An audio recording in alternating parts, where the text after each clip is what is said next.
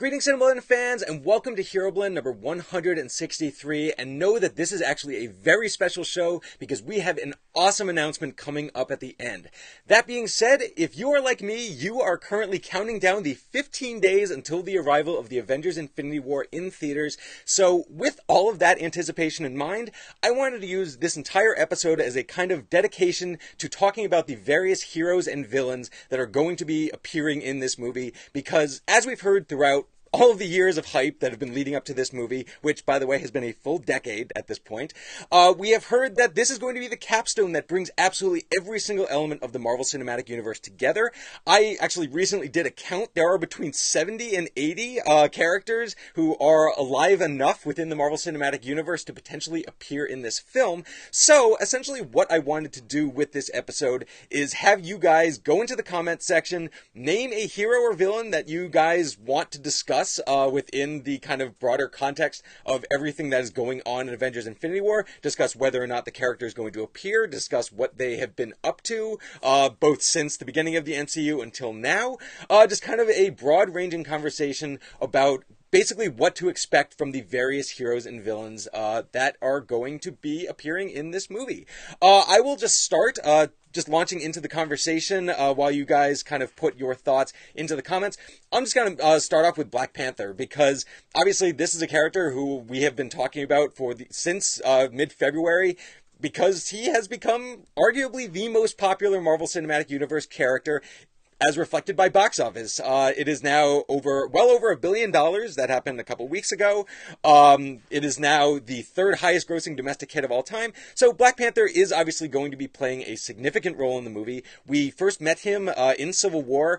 Black Panther, the events of that film kind of led into... This basically was only about a week. If you really think about the events of Black Panther, not a lot of time lapsed, and considering that film was after the end of Civil War.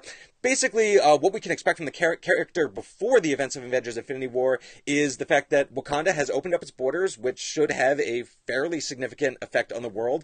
Plus the fact that it looks like Wakanda itself is going to be a major kind of battleground for the Avengers and maybe the Guardians of the Galaxy. Hard to say from the trailers, but in their battle against the Outriders, the Black Order, and of course Thanos. And if you guys want to talk about those guys, I'm all about it.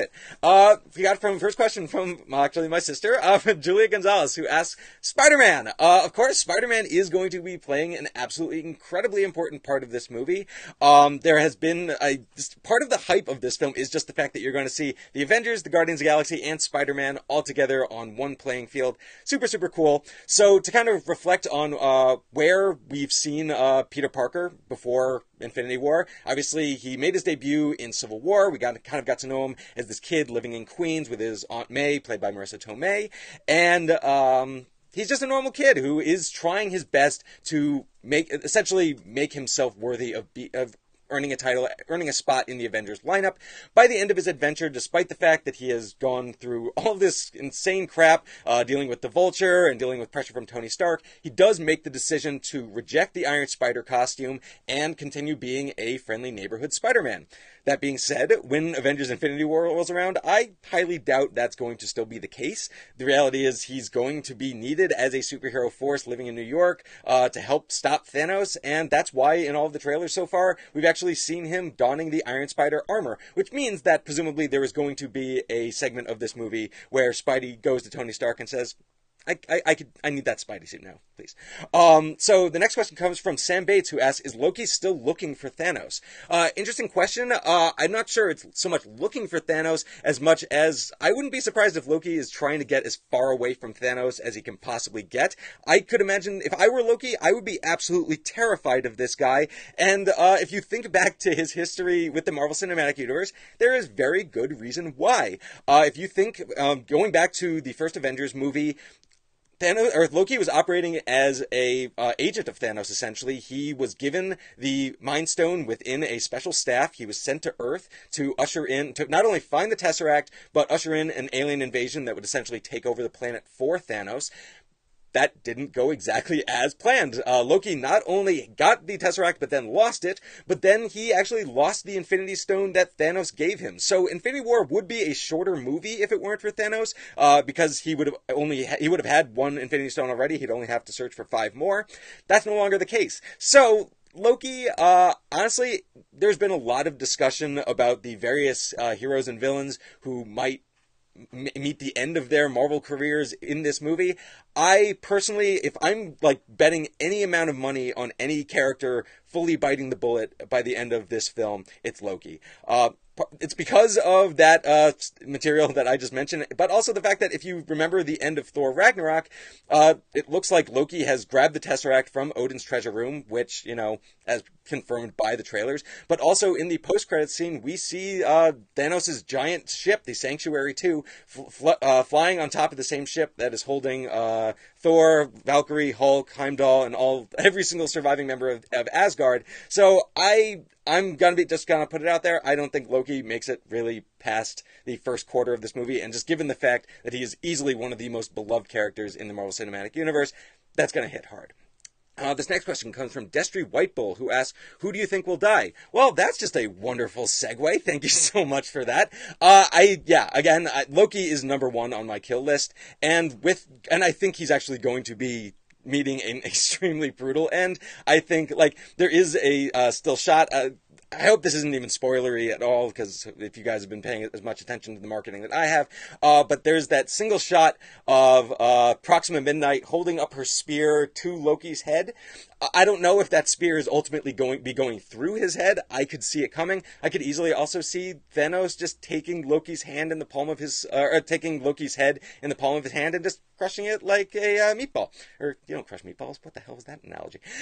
It doesn't really matter. The point is, I really do think that Loki is, he has a bit of doom kind of written about him.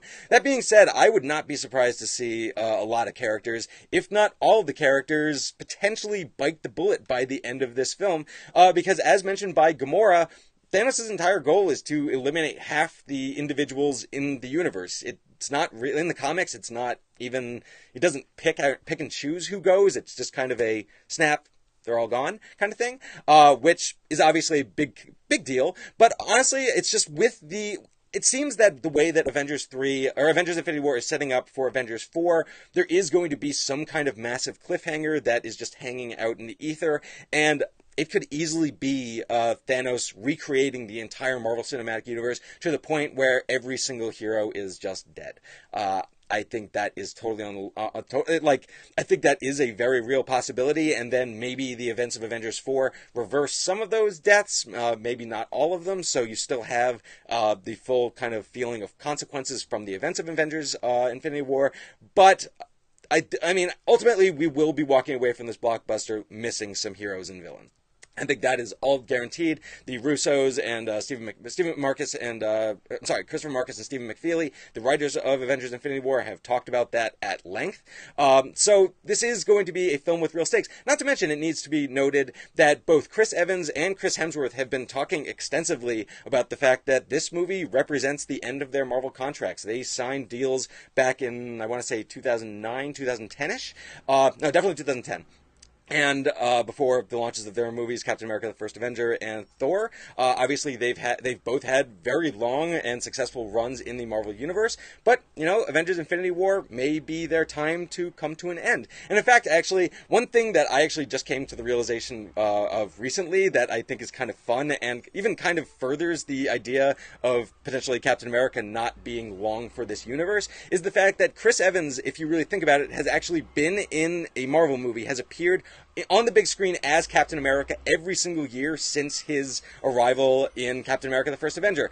That's a long run for any actor to be playing a single character, and we'll see. I could see him being a character, if he doesn't die, at the very least make some kind of exit from the Marvel Cinematic Universe, because I also think there is a possibility that, he could wind up being displaced in time. And kind of in fact, actually, I've long held on to a certain theory that the best kind of solution for Captain America would not be even death. It would be being sent back to World War II so he could have live out a normal life with Peggy Carter. it would probably have some serious effects on the world at large, but, it'd be a happy ending for the character, and then maybe you could treat it as a legacy character, where you could do any number of the results of that happened in the comics from, you could have Bucky Barnes become Captain America, because maybe he stays in that generation as well. You could have Falcon, aka Sam Wilson, played by Anthony Mackie, he could take it on. So, there are options. From a new question from Julio Barnes says, Reality Stone might be used to reverse some of the past. That is kind of the weird thing about all of the Infinity Stones in general, is the fact that you can really do anything and then unwrite it. And I think that is honestly going to be a certain conflict that this movie has to deal with kind of in larger blockbuster terms, because as I was just alluding to earlier, it's not amazing to, for example, kill off a bunch of characters and then say, oh no, they didn't actually die, you don't have to worry about that. If not just because, if that actually happens, if Avengers 4 were to, for example, use the Reality Stone or the Time Stone to reverse everything and make all of the dead characters living again, that's not going to make, in the long run, that's going to make Avengers Infinity War kind of a less exciting blockbuster, and nobody really wants that. You need to have lasting consequences, and frankly, that's been one of the larger conversations about the Marvel Cinematic Universe in general, is the fact that any time that you potentially kill off a major established character, barring some exceptions, they kind of bring him back. The obvious example is Nick Fury in Winter Soldier. You had Winter Soldier seemingly take Nick Fury out in the first quarter of that movie, but by the end of it, you realize that he's fine and kind of living underground. And to date, the only superhero that they've actually killed off is Quicksilver, played by Aaron Taylor Johnson. And unfortunately, he wasn't really around long enough for us to kind of create a super great bond with, so that we could actually feel the kind of depth of his major sacrifice, which it was.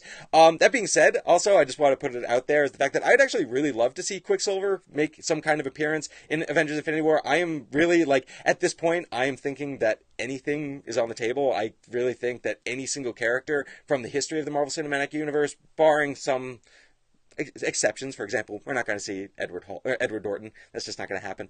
But I feel like to have Quicksilver have some kind of moment come into play. Maybe Thanos uses her to kind of uses him to manipulate Scarlet Witch. I think that'd be a pretty cool approach.